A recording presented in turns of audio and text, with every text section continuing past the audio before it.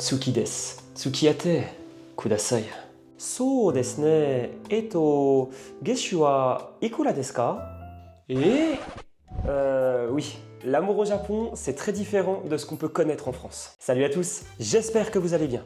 Aujourd'hui, on va parler d'un sujet passionnant, l'amour au Japon. Alors déjà, l'amour de manière générale, c'est super compliqué. Ça, je pense que je ne vous apprends rien. Mais au Japon, c'est encore une autre histoire. Car l'amour au Japon, ce n'est pas qu'une question de sentiments. Ça va être un mélange de traditions, de beaucoup de codes à respecter et aussi beaucoup de pression sociale. Mais avant de se plonger dans ce gros sujet qu'est l'amour au Japon, j'ai un petit service à vous demander. Nous sommes déjà un peu plus de 700 abonnés sur la chaîne. Donc déjà, merci infiniment à tous ceux qui s'abonnent. Mais mon objectif maintenant, c'est qu'on atteigne les 1000 abonnés ensemble. Et je sais que vous pouvez le faire. Donc si vous pouvez juste prendre quelques secondes pour vous abonner, ça me ferait super plaisir. Et allez, en contrepartie, pour tous ceux qui s'abonnent, je vous offre cette rose.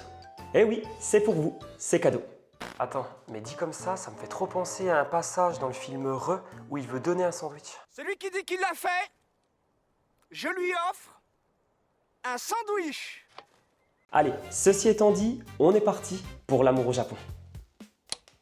Les célibataires.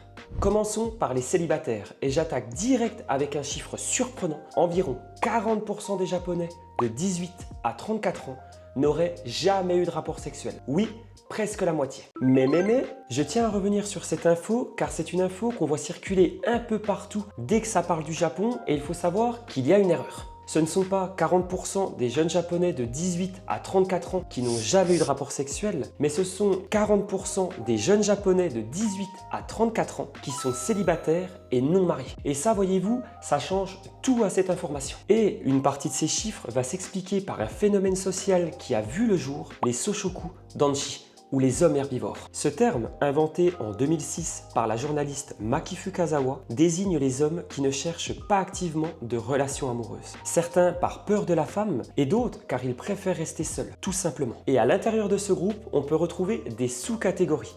Oui, c'est très bien foutu. Tout est classé et répertorié pour mettre un terme sur chaque comportement d'hommes différents. Par exemple, les respecto danshi sont des hommes qui sont très respectueux, ponctuels et qui mettent un point d'honneur à la famille et aux amis. Les bensho danshi sont des hommes entrepreneurs, concentrés sur leur carrière, qui ont très souvent des emplois à vie. Et voyez-vous, les emplois à vie au Japon, ça s'appelle les koyosedo. C'est très courant au Japon qu'un homme travaille dans la même société. Et ça, toute sa vie, sans jamais changer. C'était énormément le cas dans la précédente génération.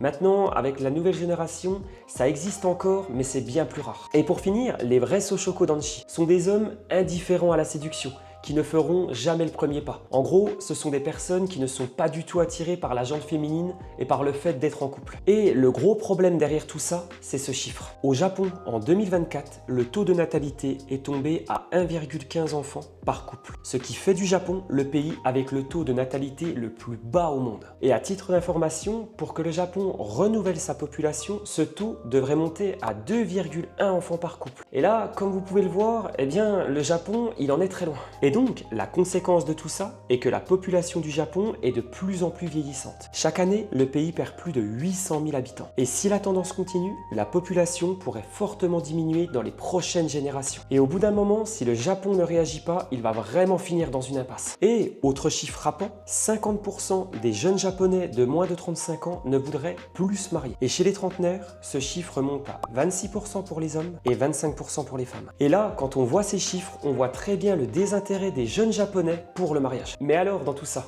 comment on rencontre l'amour au Japon? Alors avant, il y avait ce qu'on appelait les omiai, les mariages arrangés. C'était très souvent la famille ou des entremetteuses qui organisaient la rencontre. Aujourd'hui, ce système existe encore, mais il est largement remplacé par les konkatsu. Les konkatsu sont des événements pour aider les jeunes à se rencontrer. Ça peut être un pique-nique, des cueillettes de fruits. Et pas de femmes, je vous vois venir. Des soirées masquées. En bref, ça peut être plein d'activités en tout genre pour faciliter les rencontres entre jeunes. Et parfois, c'est même des municipalités de quartier qui organisent tout ça. Ça montre vraiment que tout le monde veut résoudre ce souci de natalité au Japon. Côté application, Tinder par exemple, eh bien, c'est pas très utilisé. L'application Perse ou Omiai le sont beaucoup plus. Car dans ces applications-là, les Japonais peuvent mieux détailler leur profil. Par exemple, ils peuvent mettre leur âge, leurs loisirs, leur niveau d'études et surtout leur salaire. Oui, pour les japonaises, ce critère est ultra important. Elles vont vraiment vérifier la stabilité financière de l'homme. Et c'est une transition parfaite pour vous expliquer un peu mieux tout ça. En début de vidéo, c'est notamment ce que j'ai voulu vous montrer avec cette simulation d'un date au Japon. Bien sûr, j'ai grossi le trait. Et en plus, vous m'avez vu avec une super perruque. Ce que je vais vous expliquer par là, c'est que la femme japonaise n'est pas vénale ou quoi que ce soit. C'est pas du tout ça. En demandant ça, elle veut juste s'assurer que le jour où elle aura un enfant,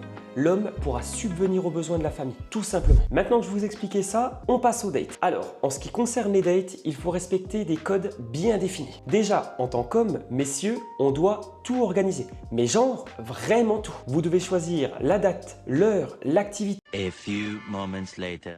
En bref, tout. Et le critère numéro 1 qui fera ou non peser dans la balance, ça sera la situation de l'homme et son salaire. Même si l'homme est ultra beau, ultra gentil, qu'il a toutes les qualités du monde, si sa situation financière n'est pas stable, la fille n'ira pas plus loin. Et une autre chose ultra importante, quand vous allez commencer à fréquenter quelqu'un, il est complètement normal que dès le premier rendez-vous, la fille vous parle de mariage, d'enfants, savoir ce que vous en pensez. Et tout ça, c'est parce qu'au Japon, ils vont très vite. Ils aiment énormément savoir où ils vont. Et si par malheur, au bout de 3-4 rendez-vous, vous n'avez toujours pas fait votre déclaration officielle, le fameux kohuaku, pour signifier que vous sortez ensemble, eh bien, il y a de grandes chances que, tel un fantôme, la fille disparaisse.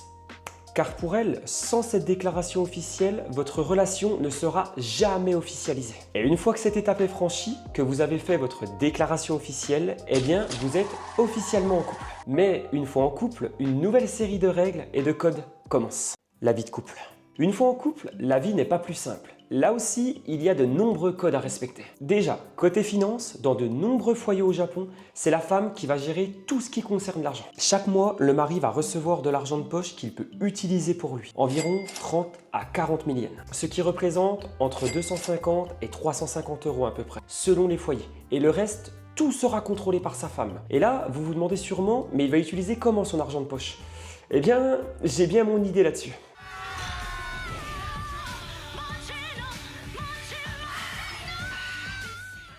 Côté travail, beaucoup d'hommes travaillent très tard et très souvent, ils doivent en plus sortir boire avec leur patron et leurs collègues, ce qui leur laisse peu de temps pour la vie de couple. Car selon une enquête du planning familial japonais, 48% des couples déclarent ne plus avoir de rapport sexuel avec leur partenaire. Alors, pourquoi? Déjà, la surcharge du travail y est pour beaucoup. Les hommes travaillent tard, rentrent tard et donc je pense que quand ils rentrent à la maison, la première chose qu'ils veulent faire, c'est aller se doucher, manger et aller au lit. Donc c'est sûr que ça laisse pas du tout de place pour l'intimité du couple. Mais aussi après un enfant. Au Japon, très souvent, l'enfant va dormir avec les parents jusqu'à l'âge de 10 ans. Donc je pense que vous serez d'accord avec moi, c'est sûr que ça va pas aider le couple si l'enfant dort avec eux. Et en faisant des recherches pour cette vidéo, j'ai notamment appris quelque chose. Après avoir accouché, la femme japonaise va retourner chez ses parents. Ça peut aller de quelques jours à un mois entier, et ça sans le mari. Alors, la raison principale à ça, c'est surtout pour que la mère se repose et que les parents s'occupent du petit, mais elle y va sans le mari. Et franchement, ça m'a laissé perplexe. Je me dis que d'un côté, c'est sûr, ça va vraiment consolider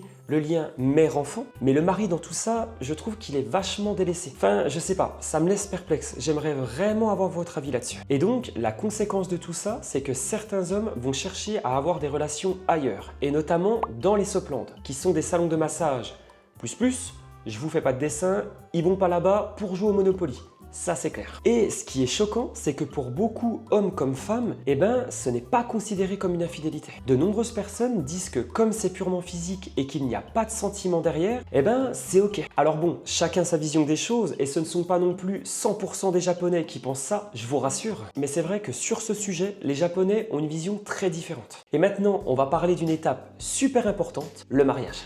Maintenant, parlons mariage. Au Japon, le mariage n'a pas la même place que chez nous. Déjà, une femme non mariée à 30 ans, ça reste encore mal vu. Les mentalités évoluent, mais la pression sociale est encore là. Sauf que dans les faits, les mariages ont chuté de moitié en 40 ans. Les jeunes repoussent et n'ont plus très envie de se marier. Et donc, avec ceci, un phénomène a vu le jour. Les mariages solo. Oui, certaines femmes paient entre 100 à 3000 € pour vivre leur rêve de mariage mais sans mari. Ça peut être juste louer une robe et se faire photographier, ou alors carrément organiser un dîner, et même parfois avec un faux mari loué pour l'occasion. L'idée en fait, ce n'est pas de se marier réellement, mais plus de s'offrir l'expérience du mariage. Et à côté de ça, il y a les mariages arrangés, les omiyailles. Aujourd'hui, ce n'est plus comme avant, avec les familles impliquées, mais ça existe toujours, surtout dans les familles très traditionnelles. Car le mariage n'est pas toujours basé sur l'amour. Parfois, c'est pour assurer une stabilité, avoir un enfant ou simplement pour un statut social. Mais concrètement, le mariage au Japon, comment ça se passe? Il y a plusieurs types de cérémonies. Le plus traditionnel, c'est le mariage Shinto. La cérémonie va se dérouler dans un sanctuaire, le prêtre va procéder à une purification, puis les mariés réalisent le rituel du sake, appelé Sansan Kudo, où ils boivent 3 gorgées dans 3 coupes différentes. La mariée portera souvent un kimono blanc.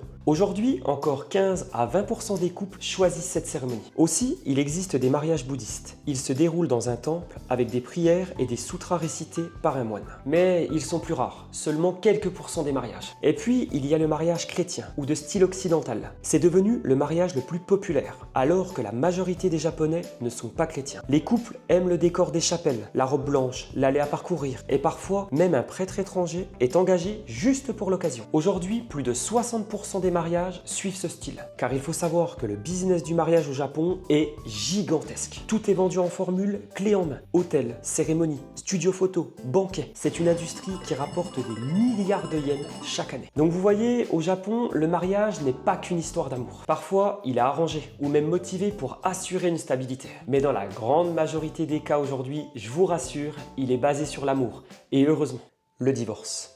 Bon, je viens de vous parler d'amour et de mariage et maintenant on va parler de divorce. Oui, je sais, ça fait un peu moins romantique, mais pour finir cette vidéo sur l'amour au Japon, je dois forcément en parler, car malheureusement, même au Japon, ça arrive. Alors concrètement, qu'est-ce qui peut justifier d'un divorce? Les motifs peuvent être très variés et voici les motifs qui sont jugés devant un tribunal. L'infidélité, la violence, une maladie mentale grave, l'abandon du domicile ou même l'absence de relations sexuelles pendant longtemps. Et oui, ça peut vraiment peser dans la balance. Et dans certains cas, la femme va engager un détective privé pour prouver l'infidélité du mari et lui réclamer plusieurs millions de yens de dédommagement. Aujourd'hui, environ un mariage sur 3 se termine par un divorce au Japon. Côté enfant, la mère obtient presque toujours la garde. Et pour le père, il a souvent un contact très limité avec l'enfant, parfois seulement quelques heures par mois. La garde partagée est presque inexistante. Et c'est un vrai débat social en 2025 car beaucoup de pères aimeraient pouvoir voir leur enfant plus souvent, ce qui est complètement normal. Alors oui, le divorce fait vraiment partie de la vie au Japon, mais comme partout ailleurs je dirais. Et dans tous les cas, peu importe le pays, le divorce reste quelque chose de pas facile malgré tout. Pour conclure, je dirais que c'est pas évident, surtout pour les jeunes japonais, car ils se retrouvent face à un vrai dilemme. D'un côté, beaucoup de jeunes veulent se détacher des anciens codes et anciennes traditions et préfèrent rester seuls plutôt que de se marier. Et de l'autre, ils ont cette crainte qu'en ne faisant rien, ce choix finisse par mettre en danger l'avenir du pays. C'est donc un sujet très délicat et j'espère vraiment que le Japon, avec les années à venir, va vraiment trouver une solution à ce problème. Voilà, cette vidéo sur l'amour au Japon est terminée. J'espère vraiment qu'elle vous aura plu et surtout que vous avez appris des choses car franchement, j'ai vraiment pris plaisir à la faire. Si jamais vous avez des anecdotes personnelles sur l'amour au Japon, que ce soit des rencontres avec des Japonais ou des Japonaises, mettez-les dans l'espace commentaire car ça peut être super intéressant à lire. Si la vidéo vous a plu, n'hésitez pas à la liker, à la partager et bien sûr à vous abonner si ce n'est pas déjà fait. Sur ce, je vous dis donc à très bientôt pour une nouvelle vidéo et d'ici là, prenez soin de vous. C'était Mika and Théo, Janet.